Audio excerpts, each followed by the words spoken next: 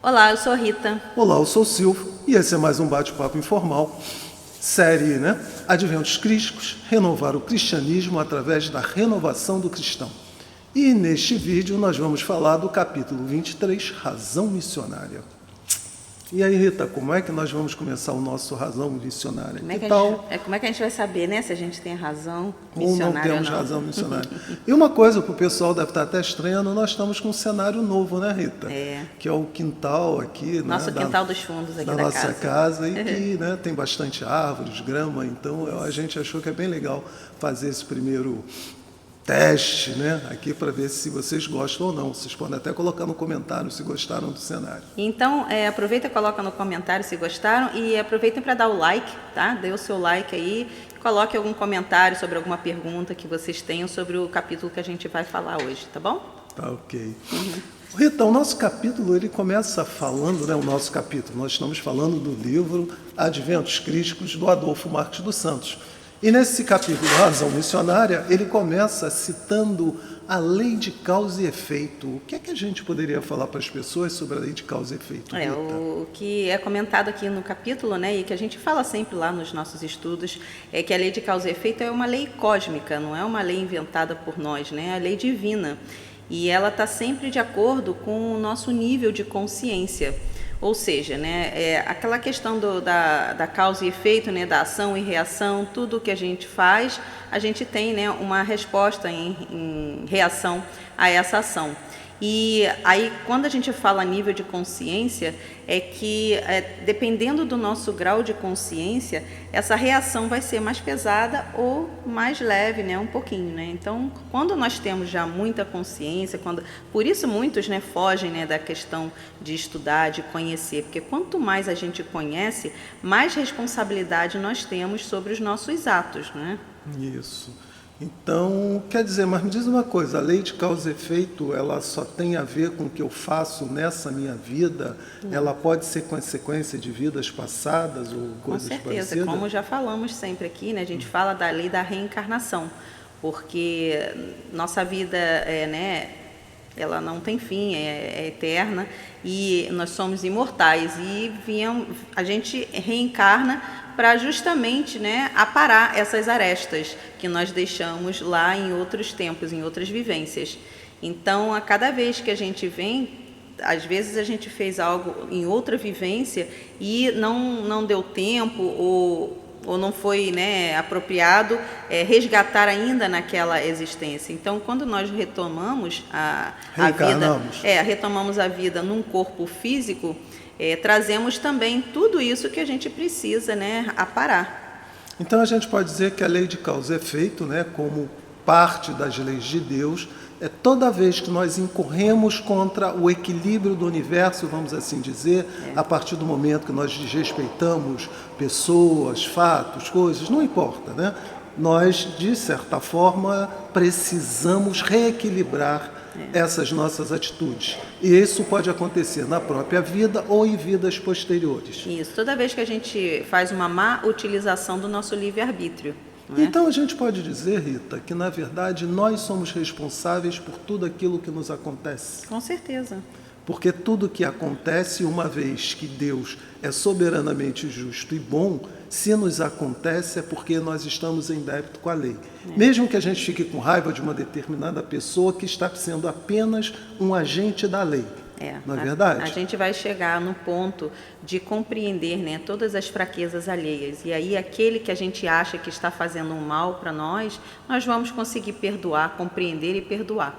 E aí quando chegarmos nesse ponto, estaremos com um nível de consciência um pouquinho mais acima. E eu acho esse assunto interessante, Rita, porque muitas vezes, muitos que vão nos assistir vão pensar assim, poxa, mas aquele marido ingrato que eu tive, de quem eu me separei, ou aquele filho que não reconheceu todo o esforço que eu fiz por ele ao longo da minha vida, ou aquele amigo que no final de contas acabou me apunhalando, na verdade, nós tivemos questões kármicas com aquele marido, com aquele filho, ou com aquele amigo possivelmente em vidas passadas, e agora o que está acontecendo é um equilíbrio dessas situações.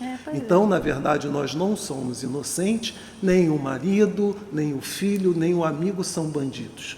É a lei que está sendo ajustada, é isso? Na verdade, a bondade de Deus, né, que nos dá a oportunidade de reparar, né, os nossos erros, tanto conosco, mas também com o próximo.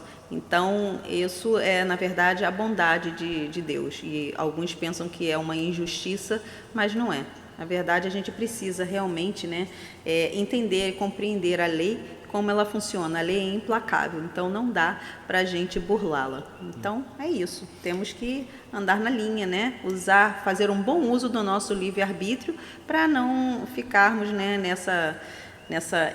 nessas idas e vindas, né, com tantas dores ainda para a gente passar.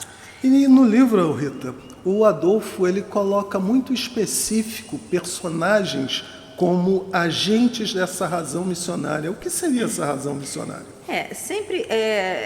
Sempre tem seres encarnados que já têm um nível de consciência mais avançado, até porque, como nós precisamos de modelos, é preciso que tenham seres encarnados mais evoluídos para que a gente possa acompanhar, né, e seguir o exemplo.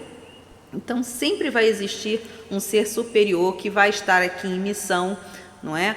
Em nome do Cristo, e quando a gente fala o Cristo, a gente está se referindo, né, ao Cristo planetário, a gente já falou isso em outros vídeos. Então, é importante que a gente observe, né, esses seres mais evoluídos e que a gente possa realmente tê-los como modelo, não é? E o Adolfo cita, no caso, né, o nosso modelo é Francisco de Assis. Um deles, né? É o Francisco. No caso, nesse capítulo, ele está falando mais especificamente de Francisco de Assis.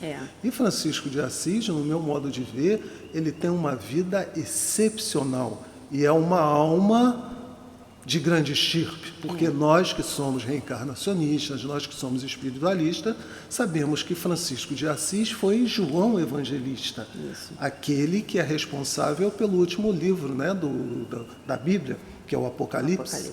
Então, isso aí. Então, e aí, a gente está falando de um ser de grande expressão espiritual. Ele veio em missão mesmo, né?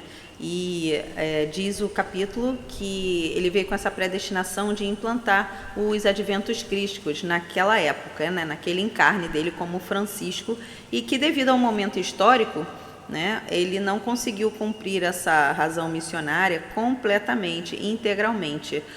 Porém, assim, no nosso modo de ver as coisas, né, no nosso entendimento aqui, acreditamos que ele até cumpriu o que ele poderia cumprir naquele momento, porque não daria para fazer muito mais, tendo em vista, né, o modo como as pessoas ainda estavam vivendo, a igreja, como ela estava, né, naquele momento, muito afastada do verdadeiro evangelho, né, que Jesus nos trouxe. Aquele cristianismo mais primitivo, não é verdade?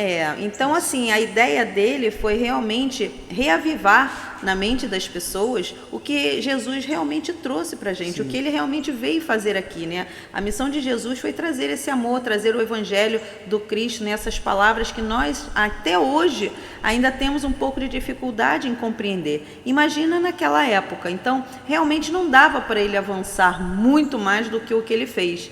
Mas eu acredito, assim, que ele deu um passo, assim, enorme, gigantesco. Porque a gente, até hoje, ele é um exemplo, um grande exemplo para a gente, assim como Jesus, o Francisco também. Não sai de nossas mentes, dos nossos corações, né? Todos, quando falam de Francisco, é sempre com aquele carinho, a oração de Francisco de Assis, que é conhecida em todo o mundo, não é? Então, quer dizer, eu acredito que, assim, a tarefa que ele veio fazer, ele fez. Não poderia ser uma coisa até completa, até porque, né, nós não falamos sempre do eterno vir a ser, não é? Então, nós estamos sempre nos transformando, nos modificando. Então, não há aquele ponto final, né? Então ele veio dar mais um ponto, assim como os outros que a gente chama aqui de detentores, né, que são os missionários, eles vêm para acrescentar sempre um pontinho a mais, né, na nossa caminhada. E sempre respeitando, e isso tem a ver, eu acho, com o discernimento desses espíritos, a capacidade de assimilação daquela humanidade. Porque, como nós estamos falando, Francisco foi João Evangelista, Então, Francisco, por exemplo, uma coisa que ele sabia muito era a reencarnação. E, no entanto, ele não levantou esse assunto, porque sairia do foco. O foco dele foi muito mais a questão da fraternidade, do amor, do que você propriamente ir contra, digamos, alguns dogmas da igreja. Porque se ele fosse contra esses dogmas, certamente ele seria perseguido e não teria alcançado, né, digamos assim, a quantidade de obras que ele fez, como criar, de repente, né, a questão dos franciscanos, vamos assim dizer, e de levar as pessoas a mensagem de Jesus, porque esse era o objetivo. Precisamos ser amorosos, precisamos ser fraternos. Isso. Né? E isso é o mais importante. O tipo de ensinamento, né, que ele nos trouxe serve para cada um, né, se melhorar. Então, ele veio para despertar em todos nós, né, a coragem, a perseverança, a disciplina, né, que é muito importante, o discernimento, que é tudo que a gente fala muito aqui, né, nos adventos crísticos. E não podemos esquecer que na época de Francisco... E o amor, né? E o amor, que é o principal, né, de tudo. E não podemos esquecer que a época de Francisco foi a época das cruzadas, era Isso. século XII, né? Então, o quanto o próprio Francisco pode ter colaborado, de repente, para reduzir o ímpeto das cruzadas, para reduzir o ímpeto, né, daqueles atos insanos que a gente dizia que era em nome do Cristo, que era em nome da, sabe, em nome de Deus, dizer, né? não é realmente. Então, eu acho que ele fez o que pôde. Né? E tudo que ele traz, acredito que o Adolfo tenha colocado, né, dessa forma de que ele veio implantar os adventos, porque quando a gente fala dos adventos crísticos, a gente fala justamente disso, de nós expandirmos a nossa consciência, de nós termos essa condição, né, de se comunicar com a espiritualidade superior com muita facilidade, de diminuir a distância, né, entre nós e Jesus e todos esses espíritos que tanto vêm aqui nos ajudar e estão sempre conosco, né?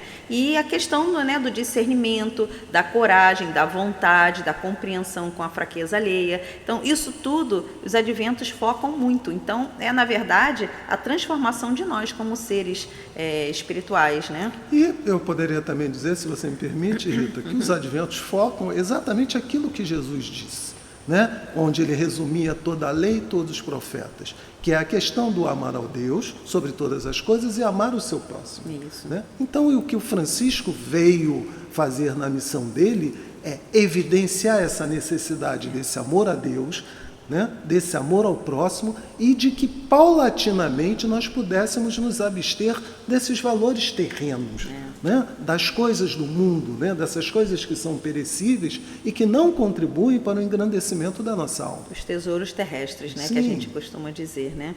Então, e agora, né, esse momento, tudo que os adventos vêm trazendo, a questão que a gente acabou de falar, da coragem, perseverança e todos esses atributos, isso é muito importante, principalmente nesse momento em que a gente está vivendo, né, que é o momento de transformação, da consolidação desses valores que nós amealhamos durante esses milênios todos de existência, que nós também, né, não devemos ser tão novinhos assim, né?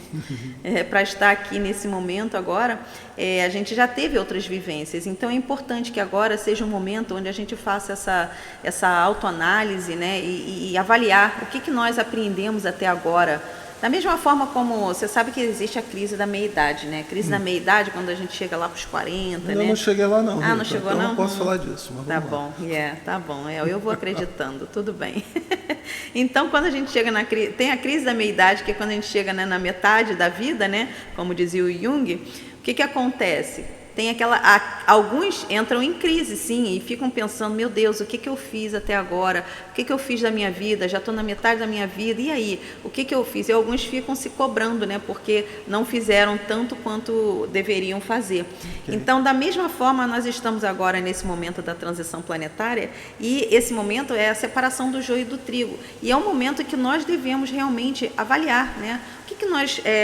quem nós somos, né? O que a gente já amealhou dentro desse tempo todo de existência, mesmo tem coisas, né, que a gente não consegue lembrar, obviamente, mas dá para a gente fazer uma avaliação pela vida que nós temos hoje, né? Então, é importante a gente começar a fazer essa avaliação para consolidar os valores que nós já amealhamos, não é? E que valores são esses? E que valores nós devemos prestar mais atenção para que possamos nos melhorar, não é? Então, está na hora de sair da idade, né, da fase infantil Numa idade adulta, numa idade espiritualmente adulta, falando, né? espiritualmente O falando. Adolfo até diz que não há mais espaço para crianças se fazerem representantes de Deus. Isso ele está dizendo, fazendo alusão no nosso modo de ver, aos muitos segmentos religiosos, vamos assim dizer, onde as pessoas que estão à frente desses segmentos, elas não são exemplos com as suas vidas para serem representantes do divino, para falarem de Deus ou para falarem de Jesus. Embora nós saibamos que muitos falam de Deus, muitos falam de Jesus, mas eles não são exemplos, eles não têm uma vida efetivamente dedicada à causa, né? A gente precisa prestar muita atenção. A gente que está aqui falando, isso bate muito, né, dentro de nós mesmos. Na verdade, eu até ouvi uma palestra que dizia, né, que Deus não precisa da gente, na verdade. Quando a gente faz esse trabalho, a gente está se trabalhando. Então, o palestrante quis dizer nesse sentido, né? Então, essa é uma das bondades também de Deus, né? É dar essa oportunidade para que a gente se trabalhe. O fato de estar aqui falando não quer dizer que nós somos perfeitos e já estamos prontos e somos seres superiores, nada disso.